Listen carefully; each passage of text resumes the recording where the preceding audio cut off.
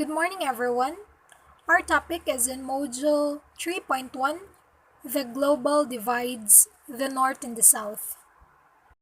At the end of this lesson, we should be able to first explain the term Global South, and lastly, we should differentiate the Global South from the Third World. So, I am Kimberly Pearl Ramos, your first reporter for today. As you can see in this slide, there are two pictures in it. On the left side, merong red and the blue ones. So, it represents the gap between the global north and the global south. So, ito pong blue ones, ito po yung mga more developed countries and ito po yung global north. And dito naman sa bottom or below, the red ones represents the global south and ito po yung less developed countries. So, later on, I will be more specific about explaining and related to this. So, as you can see, dito naman sa right side, merong three colors that represents the first world, the green ones, second world, the yellow ones, and lastly, the third world is the green one. So, later on, yung reporter na naka-assign dito is explain niyang about dyan sa tatlong worlds na yan. So, in this slide, meron na naman tayong makikitang sa upper part, more developed countries, and sa lower part, meron tayong less developed countries. And yung nasa gitna nila, merong humahati sa gitna nila. So, you can see merong line, and yan po ay tinatawag na brand line. So, later on, malalaman natin bakit brand line yung tinawag dyan. So, in the second picture, meron na naman tayong north-south divide. So, sa lower portion, nandito yung South America and Africa. And sa upper part, yung North America, Europe, and Australia siya. So, ano nga ba yung brand line? In the 1980s, brand line was developed as a way of showing how the world was geographically split into relatively richer and poorer nations. And ito po yung model na ito. Ito yung naghihiwalay sa kanila, the brand line. So yung richer countries are almost located in the northern hemisphere with the exception of Australia and New Zealand. On the other hand, the poorer countries are mostly located in tropical regions in the southern hemisphere. So, nasa lower portion sila. However, over time, it was realized that this view was too simplistic. Countries such as Argentina, Malaysia, and Botswana all have above global average GDP per capita, yet still appear in the global south, nasa lower part. Conversely, countries such as Ukraine appear to be now amongst a poorer set of countries by the same measure. So that's it. What is a brand line? Ito po ay isang imaginary line na ginawa ni Willy Brandt noong 1980s para may pakita ang growing income inequality between the countries above the line, the richer north, and the countries below, the poorer, yung south. So, according to Brandt, 1983 came to the conclusion that more cooperation between countries could build a world in which sharing, justice, freedom, and peace might prevail. What are some of the commonalities among the two groups of countries? So, these are the North and the South. So, sa North, ito ay far from the equator. On the other hand, yung South tends to be nearer to the equator. Yung North, meron silang higher HDR or HDI rather, the Human Development Index, and yung South, lower HDI. Yung North, alam natin kanina na ito ay the more developed countries, and while yung South, less developed countries. Yung North, meron silang higher GDP per capita. It means gross domestic product. So sa North, meron tayong, example naman sa UK, meron silang gross domestic product na $41,000.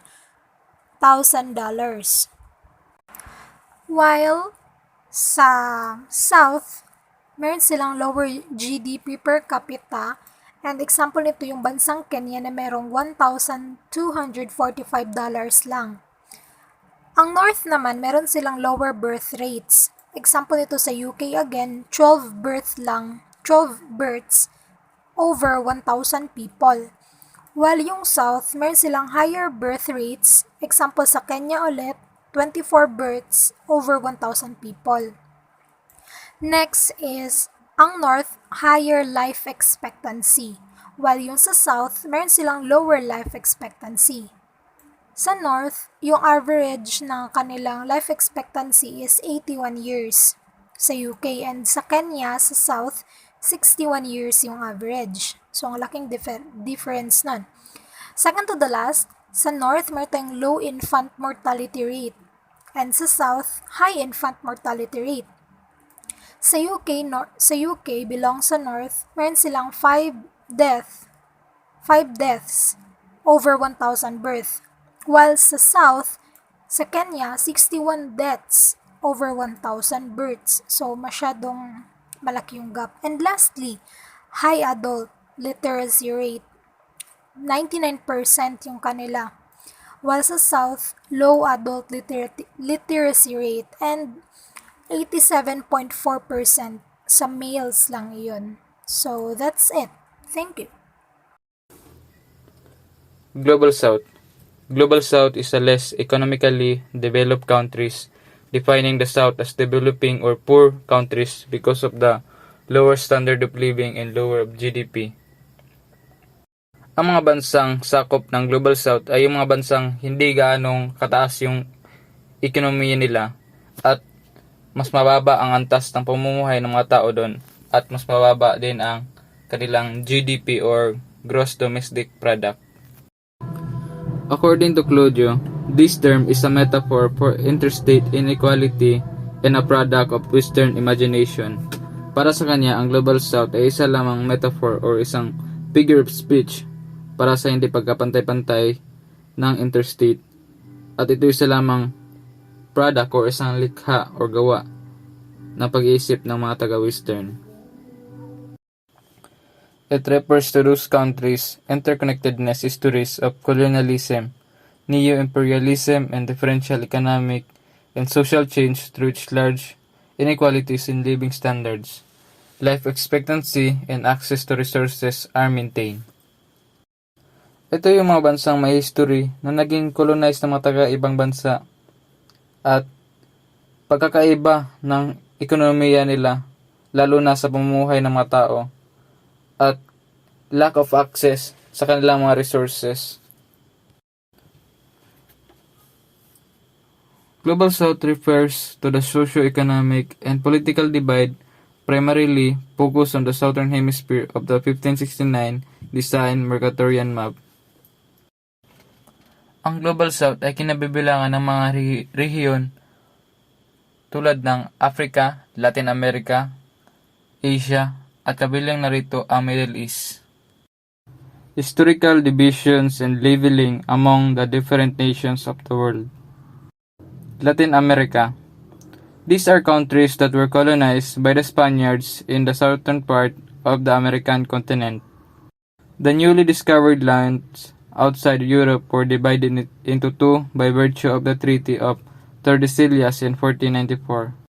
So ang Treaty of Tordesillas ay ito yung kasunduan or agreement sa pagitan ng Spanya at Portugal na naglalayon sa pag-areglo ng mga hidwaan sa mga lupain ng mga bagong discovered or na-explored ni Christopher Columbus noong late 15th century. According to the Treaty of Tordesillas, the west belonging to the Crown of Castile, now a part of Spain, while the east is belonging to the Portuguese Empire. Okay, the topic that I will discuss is all about Global North. Okay, Global North countries are those nations that are economically developed. And ang Global South is the less economically developed, such as UK, Russia, US, Canada, Germany, Italy, Japan, and France. Okay, and it also the abode or tirahan ng ating four powerful permanent member ng United Nations Security Council. According naman kay Claudio, it is also refers to the developed countries in Asia, Australia, and New Zealand that the global south continue to be imagined and reimagined by those who dominate it. So, we have two experiencing global north and global south. First is economically poor families, underprivileged individuals, unfair labor practices, and suppression of human rights sa bansang Europe, Australia, US, and Canada.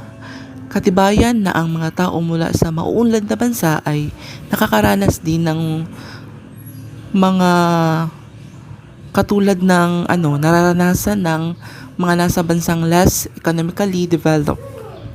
Okay, second is global north is also relatively experienced with the geographical boundaries of the global south.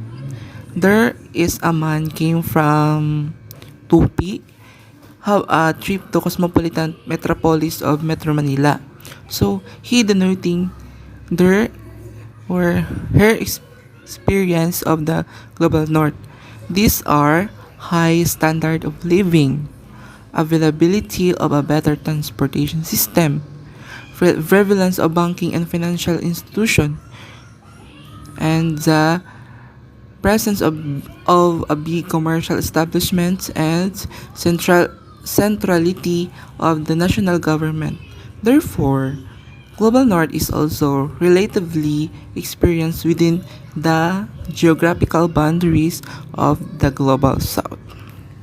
Historically, the world was once categorized based on the economic ideology of Western capitalism against Soviet Union's socialism. Capitalism sustains consumer choice, private property, and economic freedom as a formal economies. It is a widely adopted economic system in which there is a private ownership of the means of production. Modern capitalist system usually include a market-oriented economy in which the production and pricing of goods as well as the income of individuals are dictated to a greater extent by market forces resulting from interaction between private business and individuals than a central planning undertaken by a government or local institution.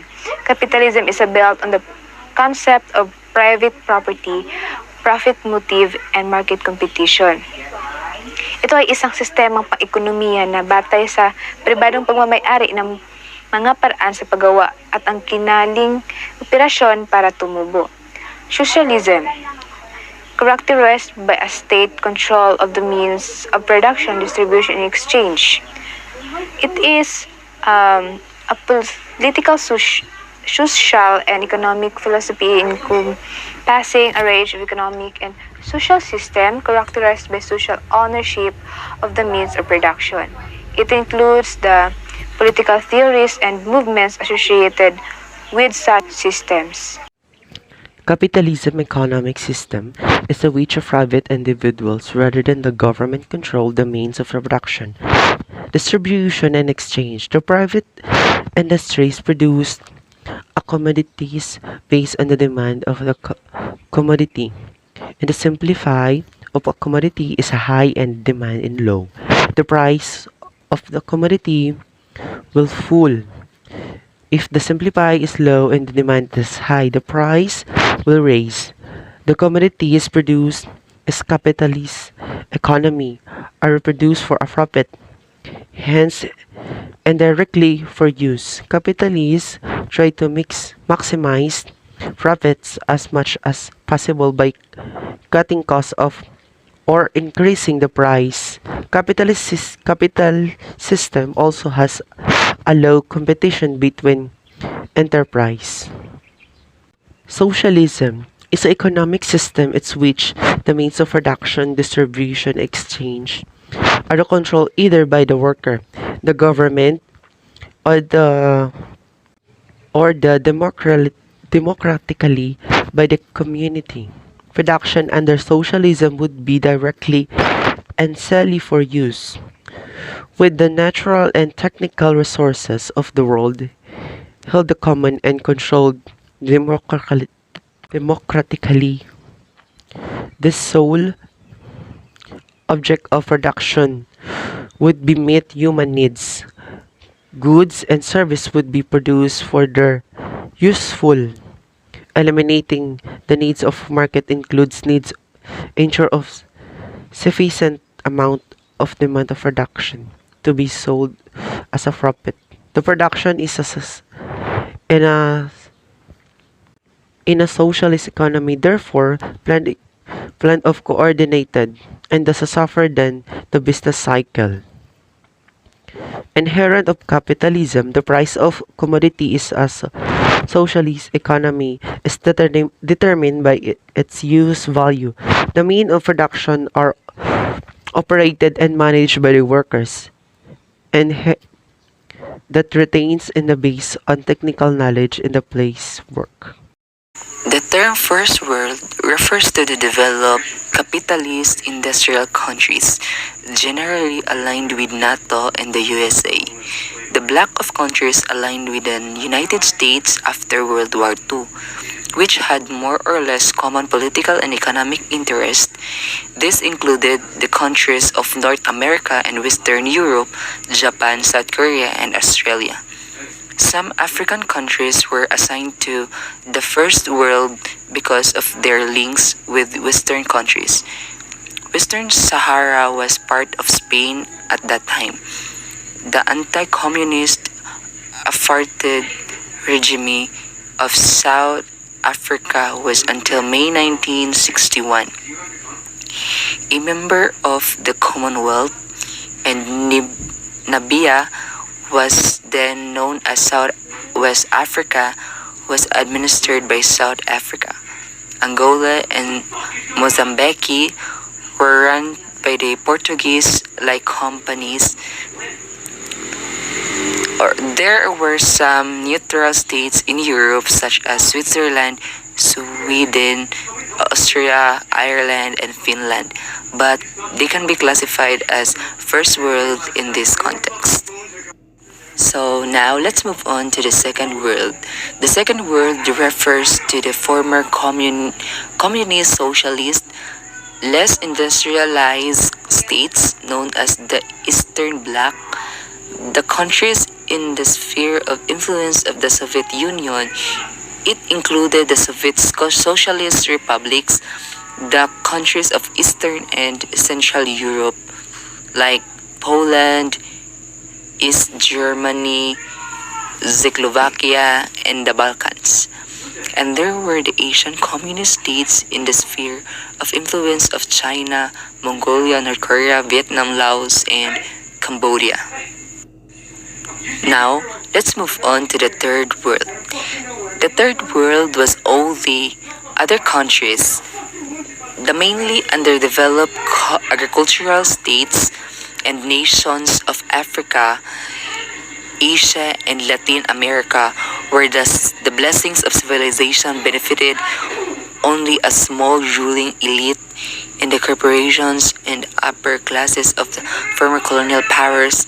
In principle, the term Third World is outdated but still in use today. The politically correct designation would be less developed countries. What makes a nation Third World? Nowadays, the term Third World is more often replaced by the term least developed countries, like UN or low-income countries in the World Bank. Whatever term is used, it serves to designate countries that suffer from high poverty, high child mortality, low economic and educational development, and low self-consumption of their natural resources, countries that are vulnerable to exploitation by large corporations and industrialized nations.